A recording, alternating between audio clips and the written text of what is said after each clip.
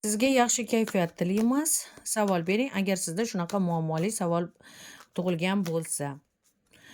Juftingiz yoki sevganingiz yoki sizni turmush o'rtog'ingiz farqi yo'q. Agar ikkita tanlovda o'rtasida qolgan bo'lsangiz, u mani tanlaydimi, uni tanlaydimi? Xuddi shu savolni bering. Erkak bo'ling, xoh ayol bo'ling, farqi yo'q.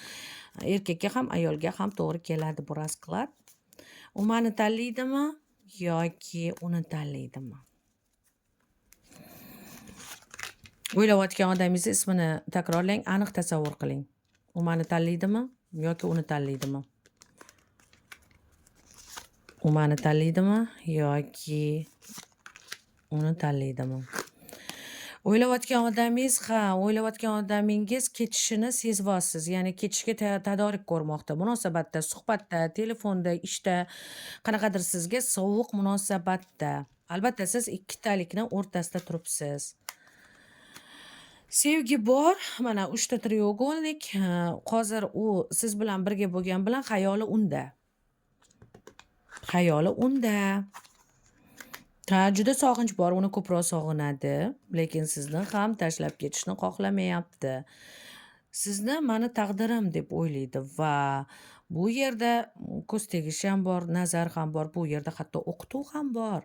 Balkim tozalatib yuborarsiz, o'qituv, ya'ni o'qitib yuborarsiz balkim. Mani tanlaydimi, uni tanlaydimi? Albatta sizdan ketgisi yo'q, lekin xayoli joyida emas. Xuddi xayoli joyida emas, ishtahasi bo'g'ilgan, siz bilan suhbatlari sovuq. O'zi ham ikki o't orasida yonmoqda.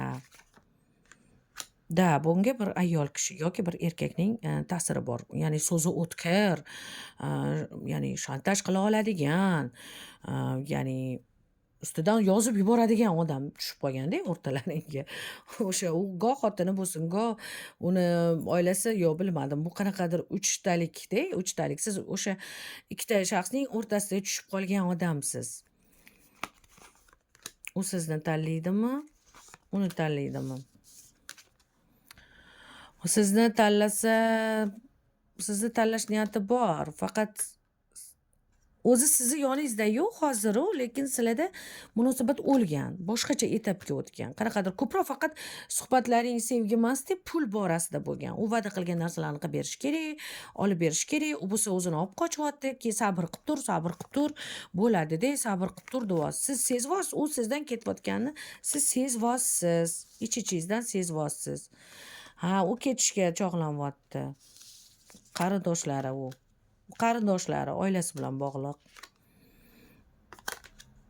Siz bo'lsa bir o'zingiz uni ko'proq, uzoqroq kutyapsiz. Bu narsani sezyapsiz, u ketayotganini. Lekin sizda yeyishga, yashashga hamma sharoitingiz bor. Faqat sizga sevgi va e'tibor kerak. Aynan uni juda yoqtirasiz, yaxshi ko'rasiz. Juda toza ko'ngil bilan yaxshi ko'rgansiz, ammo undan hozirgi paytda ko'nglingiz qolmoqda. Chunki unda ketish borligi. U sizni oldingizda qolmoqchi, ya'ni sizdan ajralib ketmoqchi emas, lekin u ketishi kerak-da. Nimaga u ketishi kerak? Nima uchun baribir ketishni tanlashi mumkin? Endi bu oilasi bilan bog'liq, oila a'zolari, qarindosh urug'i bilan, sizdan ham ko'p tanishlari bilan bog'liq-da. Majburiyat bu. Qanaqadir majbur-da. Majbur. Ammo siz bilan qolish niyati bor. Tez-tez ishlarni bitirsa-da, siz bilan o'ziga sharoit qilib qolish niyati bor. Ikkilanib turibdi, lekin hozir o'sha suhbatlar pulga borib taqalgan. Juda ham sizni yaxshi ko'radi. Sizni yaxshi ko'radi, faqat sovuq munosabatligi ketishga tayyorgarlik ko'rayotgani. Bu narsani ich-ichingizdan sezib turibsiz. Qo'yib yuborsangiz nima bo'ladi? Qani siz uni qo'yib yuborsangiz nima bo'ladi shu отношенияda? Qo'yib yuborsangiz yaxshi bo'ladi, baxtli bo'lasiz. Shunaqa tinch bo'lasiz, hozirgidaqa siqilib o'tirmaysiz. Baxtli bo'lasiz, qo'yib yuboring. Juda ham ko'p tortishasiz, juda ham bu sizga tegishli emas bu. Bu sizniki emas. Buni xohlang, juda ham yaxshi ko'rasiz, juda ham sevasiz, lekin bu shaxs sizga tegishli emas. Bu sizniki emas. Og'ir bo'lsa ham. Bu tegishli emas. Bu просто karminskiy munosabat, отношения. Sinov uchun keldi bu отношения. Bu bilan juda ham ancha yil juda ham baxtli yashashga harakat qilgansiz. Xuddi uni-chi Agar ayol bo'lsangiz, xuddi otangizdek yaxshi ko'rgansiz. Xuddi u sizga как будто otalik qilgan, yo'l yo'riq ko'rsatganmi, maslahat berganmi, qanaqadir-da. Yoki sizda otangiz bo'lmagandek, u xuddi hayotingizga ota kabi kirib kelgan. Siz uni bolasidek bo'lib qolgansiz. Hozirgi paytda ham boladek har xil qilyapsiz, lekin o'zingiz ishlaysiz, pul topasiz. Yoshingiz nechida bo'lishidan qat'iy nazar juda go'zalsiz. Agar siz erkak bo'lsangiz, sizning hozirgi отношениyangizdagi ketayotganini his qilyapsizmi? U xuddi sizga onangiz kabi mehribonligini bilasiz. Undan ayrilgingiz kelmayapti. Juda azobli bu. Juda azobli. Ikkitalikni o'rtasida qolgansiz. Ha, bu narsa hatto sizni qaritib ham yuborishi mumkin.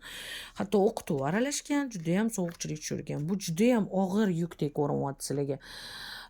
Bu munosabat og'ir. Shuning uchun qo'yib yuboring.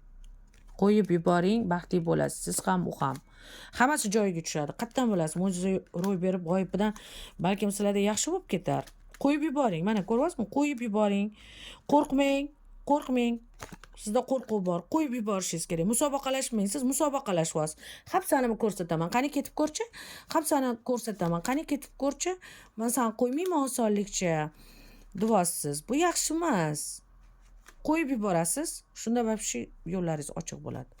Uni qo'yib yuboring. Ketsa ketar. Agar sizga tegishli bo'lsa qaytib keladi. Agar kelmasa, mana qo'rqyapsiz uni qo'yib yuborishga. Juda ham mana отношениyangiz уже sovuqlashib bo'lgan. Majburiy ushlab turibdi. Ko'p gapirib, ko'p talashyapsizlar. Pul bo'yicha, qog'ozbozlik bo'yicha ko'p g'iybat qilyapsizlarmi? Ko'p telefonda ham hozir уже kamaygansizlar. Telefonda ham ko'p kutasizlar. Ko'proq undan pul talab qilyapsiz. U ham pulim ishim bo'lsa yaxshi bo'ladi, keyin unaqa bo'ladi. Qarochi, u ham suhbatdan qochyapti. Sevgini o'ldirib, faqat pul va g'iybat bilan ovora bo'lib qolibsizlar. Qo'yvoring, qo'yvorsangiz pul keladi sizga. Qo'yvoring, srochni qo'yvoring. Iltimos qo'yvoring, ozgina dam bering. Bu отношениyani qo'yvoring. Bu sizga faqat foyda keltiradi, pul keltiradi, pul. Pul kerakmi sizga? Qo'yvoring. Sog' bo'ling, barchamizdan Yaratganiga rozi bo'lsin.